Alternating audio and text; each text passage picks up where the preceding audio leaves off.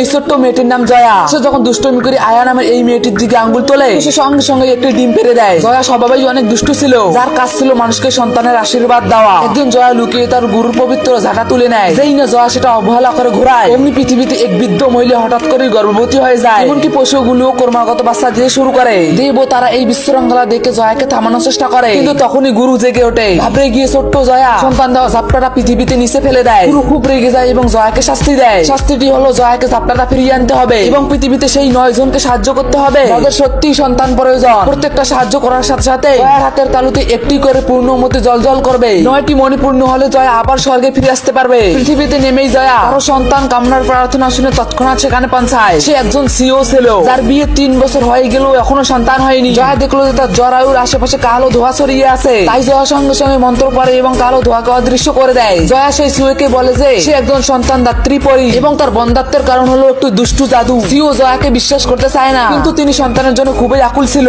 জয়ার প্রতি তার দয়া হলো, সঙ্গে সঙ্গে তিনি জয়াকে দত্তক নেয়। ছোট জয়া সিওর বাড়িতে পৌঁছায় এবং দেখলো যে পুরো বাড়িতে বিষাক্ত ধোঁয়াশায় ভরা। জয়া মন্ত্র পড়ে এবং ধোঁয়াশা মিশে যায়। জয়া বাড়ির ভিতরে 2টি যমজ আত্মাকে ভাসতে দেখে। তারা সিও এর গর্ভে জন্ম নেওয়ার জন্য অপেক্ষা করতেছিল, কিন্তু প্রবেশ করতে পারতেছিল না। জয়া তাদের সাহায্য করার এবং তাদেরকে মায়ের গর্ভে পড়ার সিদ্ধান্ত নেয়। যেই জয়া মন্ত্র পড়তে শুরু করে, সিওর বোন আয়া এবং শাশুড়ি সেখানে পৌঁছায়। তারা সিওকে এই বলে উপহাস করলো না যে সে